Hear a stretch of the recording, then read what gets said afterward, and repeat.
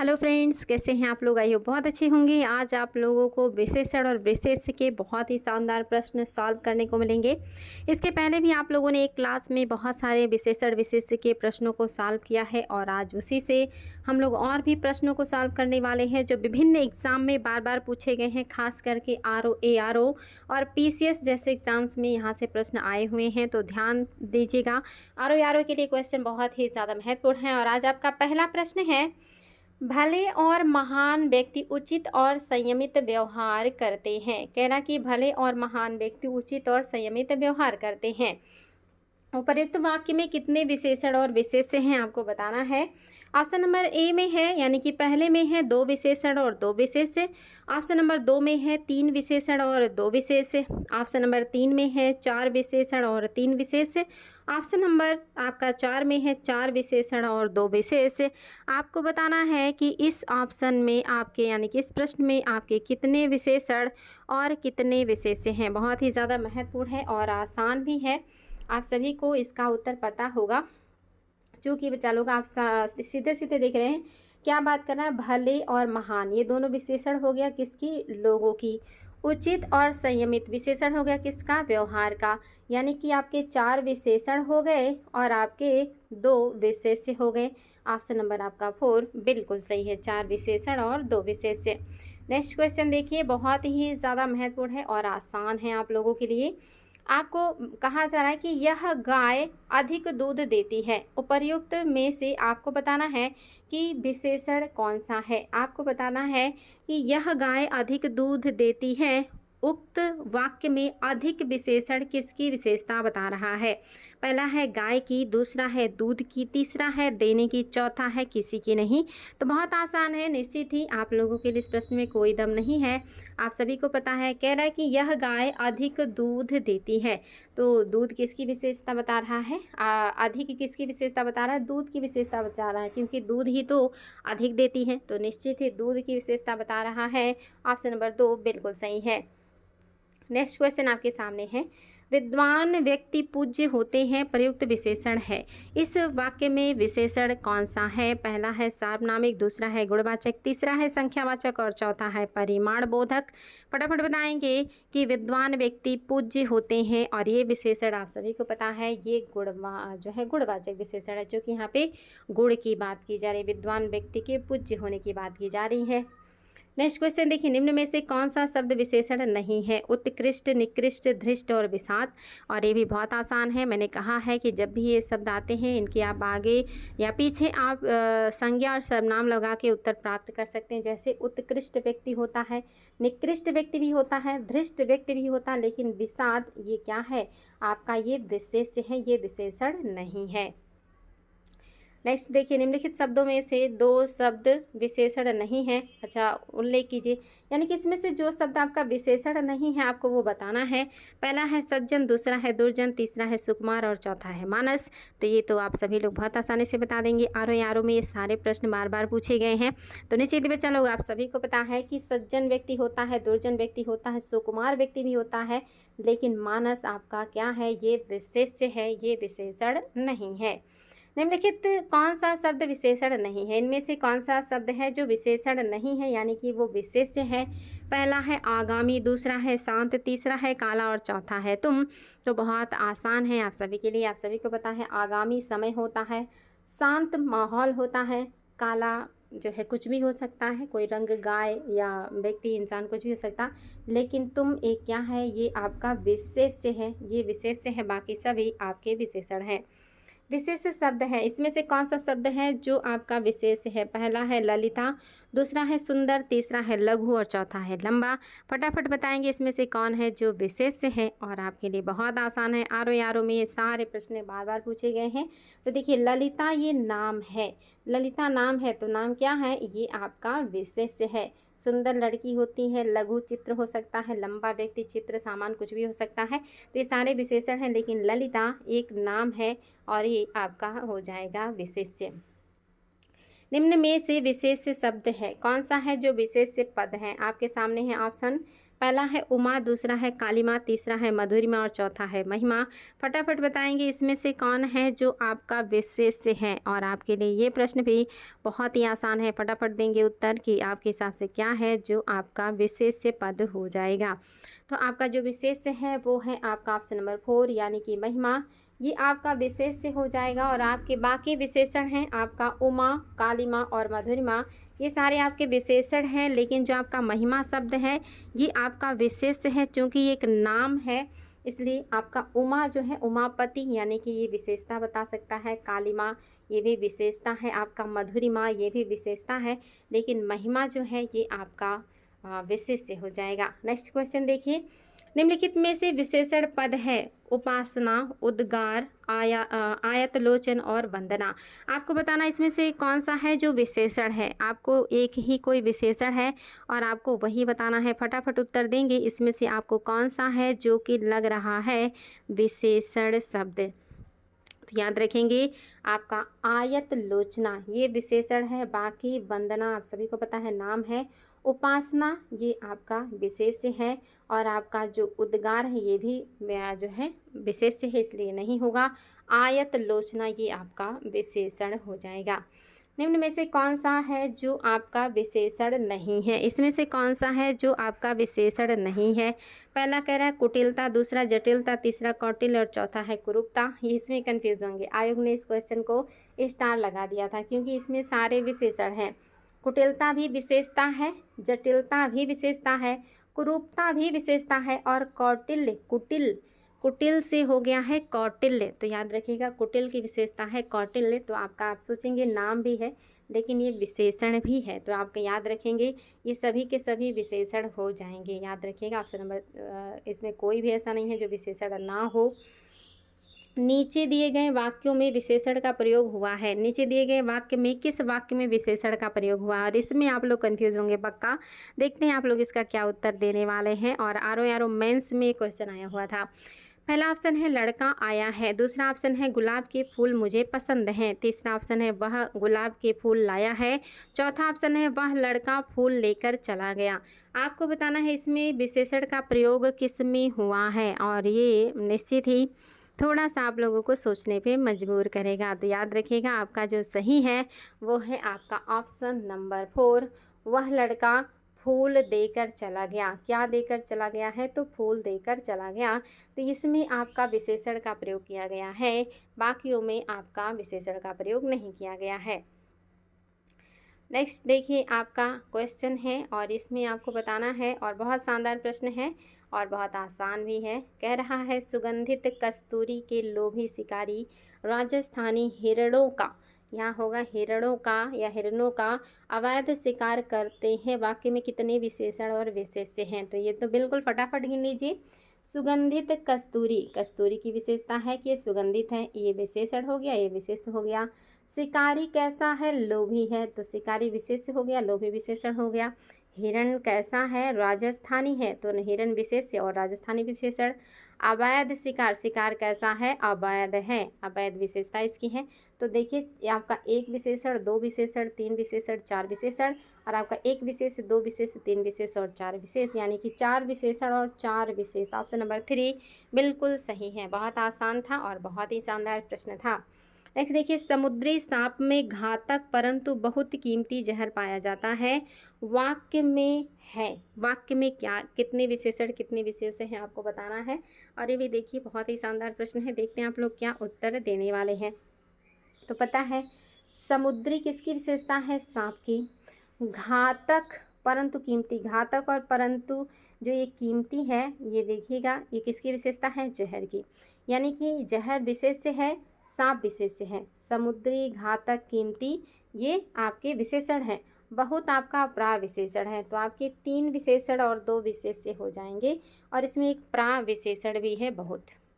दशरथ के प्राण राम के लिए आकुल थे। वाक्य में मुख्य विशेष आपको बताना है। दशरथ के जो प्राण हैं वो राम के लिए आकुल हैं, इसमें जो मुख्य विशेष है वो क्या है। और ये भी आपके लिए शानदार प्रश्न है, देखते हैं क्या उत्तर देने वाले हैं आप लोग। इसमें कंफ्यूज हो सकते हैं, लेकिन ध्यान दीजिएगा जिसकी विशेषता बताई जाए उसी को ही विशेष्य कहते हैं। और यहाँ किसकी विशेषता बताई जा रही है, प्राण की विशेषता, क्योंकि दशरथ के जो प्राण हैं वो आकुल हैं राम के लिए, तो प्राण जो है ये आकुल है किसके लिए, राम के लिए, तो प्राण ही यहाँ पे मुख्य विशेष्य हो गया है, प्रमुख विशेष्य हो गया है।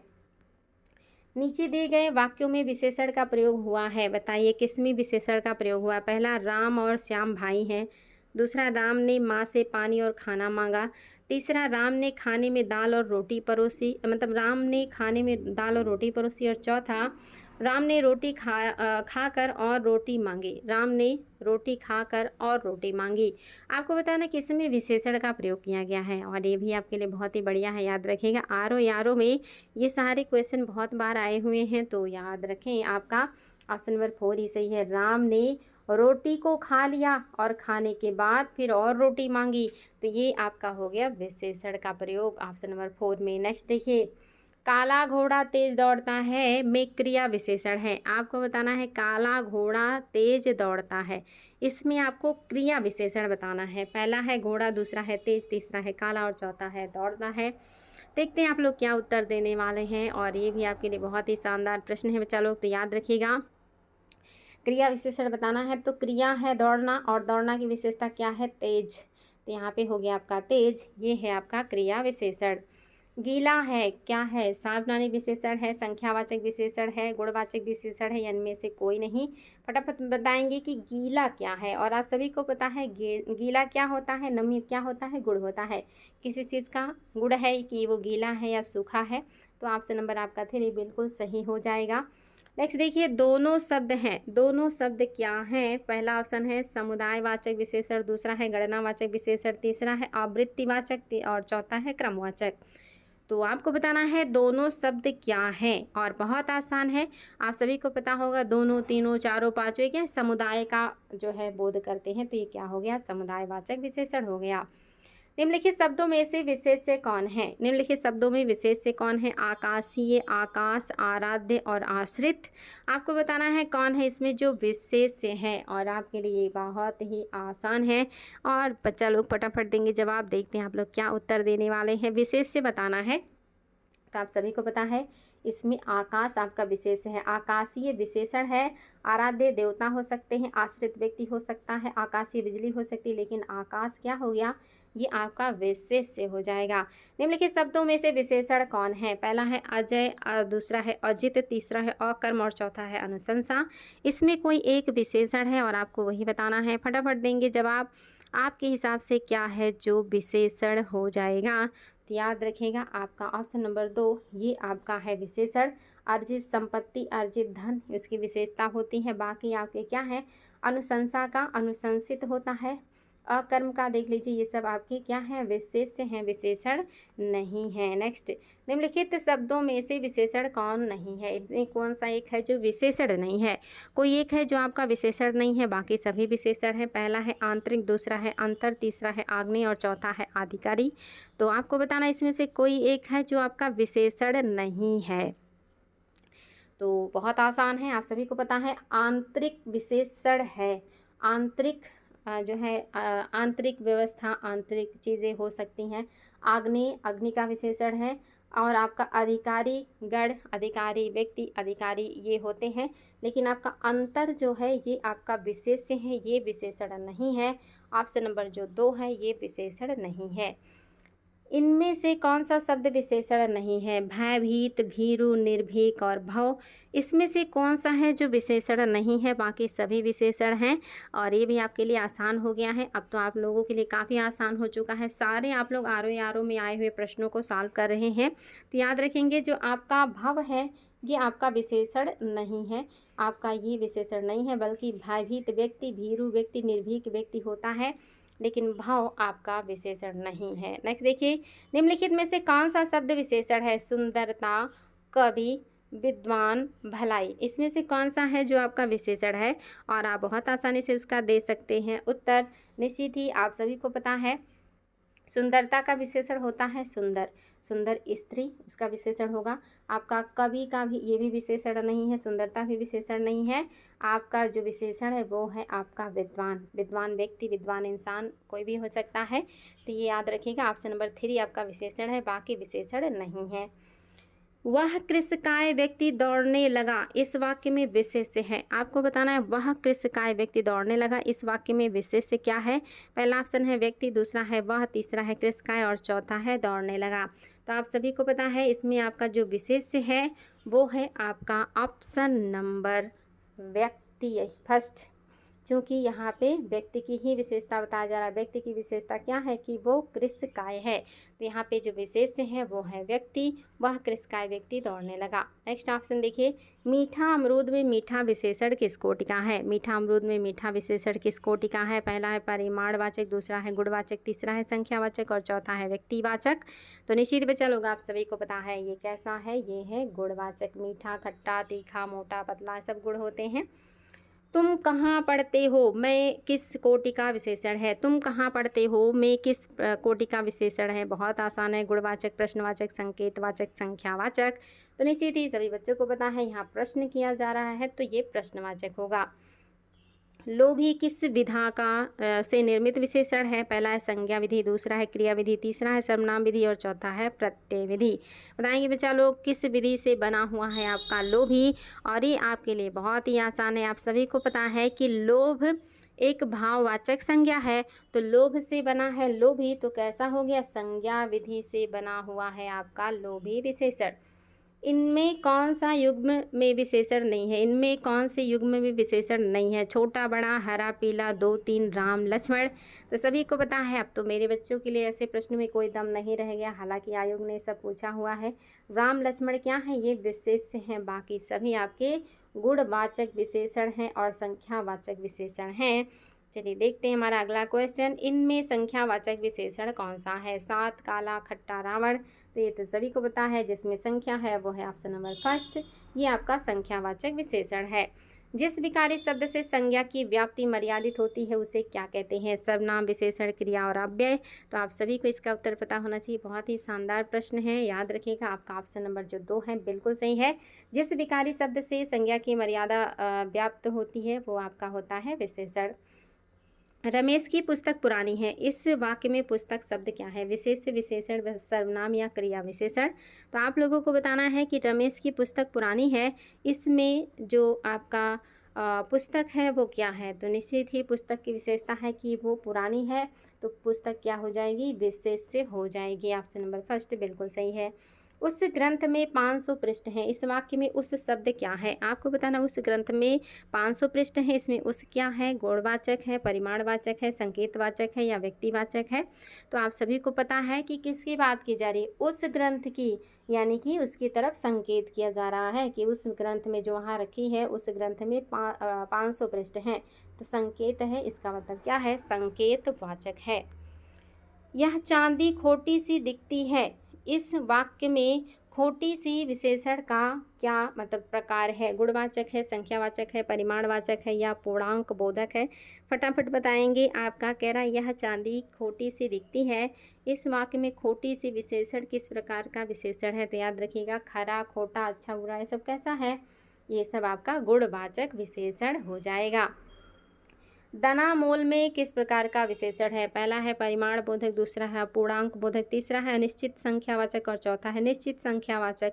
तो याद रखिएगा, दना मोल का मतलब क्या होता है। दना मोल का मतलब होता है जोशीला, और अगर ये जोशीला है तो आप इसको माप नहीं सकते हैं, यानी कि उसकी जो निश्चितता ही नहीं है, निश्चित ही नहीं है, तो आपका क्या हो गया। हालांकि यहाँ पे कोई ऑप्शन उतना सटीक नहीं है, लेकिन फिर भी अगर इन चारों में आपको करना पड़े तो अनिश्चित है आपका। दना मोल अनिश्चित है, इसको याद रखिएगा, अनिश्चित है आपका ऑप्शन नंबर 3।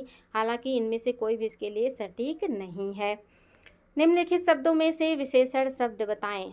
नेक्स्ट आपको बताना है निम्नलिखित शब्दों में से विशेषण शब्द बताएं। तो आपका पहला है प्रपंच, दूसरा है पहुँच, तीसरा है सरपंच और चौथा है पांचवा। तो आप सभी को पता है कि आपका जो पांचवा है ये आपका क्रमवाचक विशेषण है। पहला, दूसरा, तीसरा, चौथा, पांचवा, ये क्रम या जिसको कहते हैं आवृत्ति वाला जो बोधक होता है, आवृत्ति बोधक आपके विशेषण है पांचवा। तो ऑप्शन नंबर 4 आपका सही है। आपका दना मोल वाला प्रश्न आयोग ने स्टार लगा दिया था, इसमें कोई भी उत्तर उन्होंने सही नहीं किया था, तो कन्फ्यूज़ मत होइएगा, स्टार लगा दिया था आयोग ने, और इसमें आपका पांचवा सही हो जाएगा। तो ये आज आपके महत्वपूर्ण 35 प्रश्न थे। जो बार बार एग्ज़ाम में आए हुए हैं, और उम्मीद करेंगे यहाँ से आपको बहुत मदद मिलेगा और आप लोग और भी ज़्यादा मेहनत कर रहे होंगे। जो भी क्लासेस मिल रही हैं उनको ज़रूर देखा कीजिए बार बार, चूँकि सारे चुनिंदा चीज़ें ही आप लोगों को उपलब्ध कराई जाती हैं ताकि आप लोग एग्ज़ाम में बेहतर परफॉर्म करें। तो आज के लिए इतना ही बचा लो। क्लास अच्छा लगे तो लाइक, कमेंट और शेयर करना ना भूलें। Thank you so much.